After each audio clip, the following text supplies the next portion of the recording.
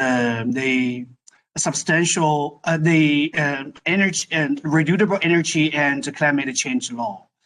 I have to say that thanks for having me here to discuss and share the contribution that I made to this beautiful edited volume. And more importantly, it is indeed my honor to be included in this project exclusively concerning the legal aspects of the Belt and Road, BRI, by which, personally speaking, I have had the opportunity to learn from our colleagues here. Well, the chapter which I wrote for this book, entitled Marching to an International Law Powerhouse Through Cities, and ideational reflection on China's BRI. So you can access to the main content and the logic of my argumentation within this chapter in print or online. Today I would like rather to introduce some underlying thoughts of writing this chapter to facilitate or deepen your understanding when you read this chapter. So in essence, the background or the so-called political realities which incentivized this research refers to or can be subsumed into two interrelated aspects, namely the external or the internal aspects. With regard to the external aspect, the motivation for me to write this, to conduct this research was underpinned by the ongoing rivalry between the United States and China, not only in the field of trade, but also in fighting for a dominant position in the international order or international legal order, particularly speaking. As all we know, since especially the end of the Second World War, the establishment and the operation of the international institution, legal framework and mechanism have been dominated largely and for a long time by the United States. And this so-called US-led international legal order is characterized by, in a nutshell, the value of human rights, democracy, liberty, freedom, rule of law, etc., etc.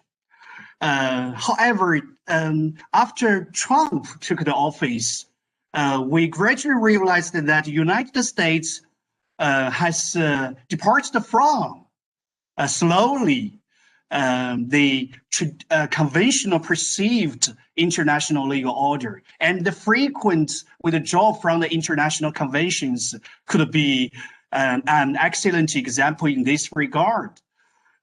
So under such circumstances, many concerns and doubts have raised amongst the international communities about the role played by the United States. On the contrary, it is interesting to notice that an increasing number of scholars, commentators, observers, and politicians have started to believe that China is going to replace the United States and lead the ensuing development or the reformulation of international legal order.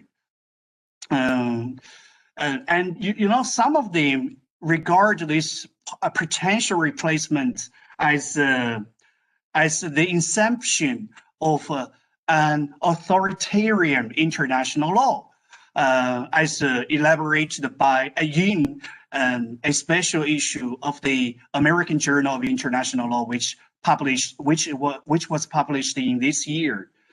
However, you know, although I do not prefer to buy the notion of an authoritarian international law, it is a plausible phenomenon that China is playing a more important role in international law by its efforts to its efforts in participating the making and implementation of international law as a new great power.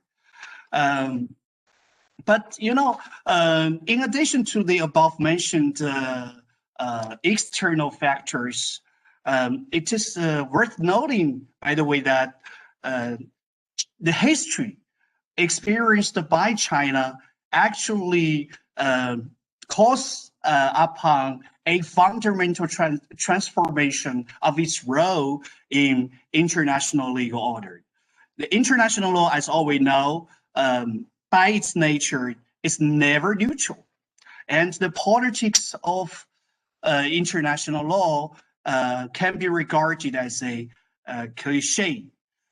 And back to China's experience, the very first time for China to engage with international law can be traced back to the outbreak of the Opium War, and in which the international law was used as a subsidiary means for the guns and cannon. So under such circumstances, the old China, was forced to sign, a side of unequal treaties. And so our Excellency Judge Xue Hanqing described this period as the most turbulent, humiliating, and miserable period for our nation. But no doubt, such unhappy beginning, as well as the following experience, informs China of the inherent nature of international law, which is power politics. And so since then, and especially after the adoption of the reform and opening up policies, China has started its long march to pursuing the international, pursuing to become an international law powerhouse, and by various means, by the way, and especially since President Xi took the office, China has already took various measures to strengthen its impact within the international legal regime by, for instance, creating specific notions, the shared humanity communities, for instance, and the BRI is one of those efforts or measures, which is really important and has the fundamental difference from other initiatives made by China. And so this is the two aspects which incentivized my research. But by the way, I have to mention that we cannot ignore the phenomenon, indicating the emergence of cities or the urban factors in the international law or the global governance in general. However, maybe you have already noticed that international lawyers for long have ignored or forgotten the importance of cities. Look at the emergence of human rights cities. Look at the cities dedicating to the promotion of sustainability, and look at the cities focusing on the climate change, especially. Those cases informs us that the urban contributions to the international law cannot be ignored, and this is the entrance for my research, which can be the basis for the BRI, because after all, BRI is not only composed by the BRI countries, but also composed by individual cities.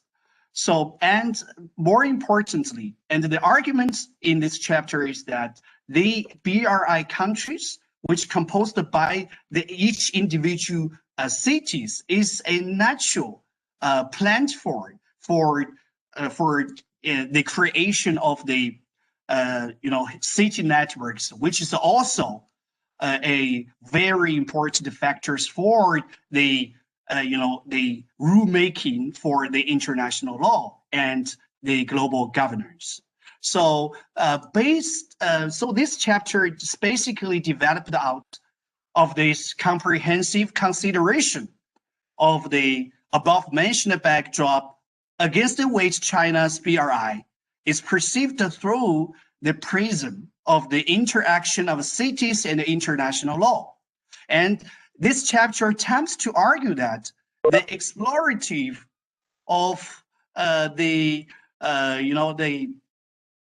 constructing a great power of international law would benefit from the firm commitment of promoting the development of the urban dimension of international law. And in this sense, just like I mentioned, the BRI, which is geographically composed by cities along the Silk Roads or the Silk Road cities, actually provides China with a natural platform opportunity to enhance its competitiveness in the politics of international law. So after the examination within the which can be reflected in the chapter, I found that the adoption and the implementation of BRI have actually reached the peak of China's assertive stance in international law, in which actually a partnership-based relational approach to especially international economic order has been adopted as one of the fundamental characteristics of China's approach to BRI.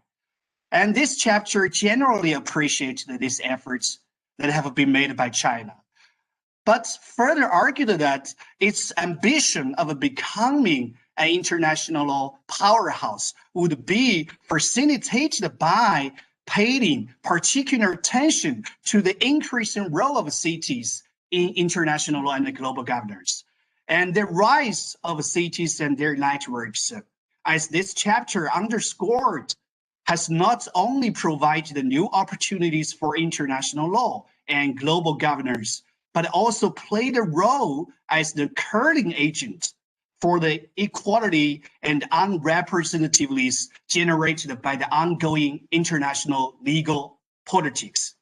Furthermore, a correlation was discerned between the cities and their respective nation states in terms of the development of international law. From perspective, this chapter asserted a gap between China's growing ambition in international law and its lag behind on the urban development of international law. So take all together, BRI was regarded in this chapter as the antidote, actually, with which China can take advantage of the Silk Road cities and its interrelated network to deepen the relational approach to international law, which was claimed by this chapter as a potential candidate for prison or competing with the US-led liberal approaches to international law. So this is what I want to briefly introduce the underlying thoughts of this chapter, as well as the major conclusion which we found by this research. And I'm looking forward to your valuable suggestions, comments, etc., etc. And once again, happy to be here, and stay safe, stay strong during the pandemic. Thank you very much. Thanks indeed.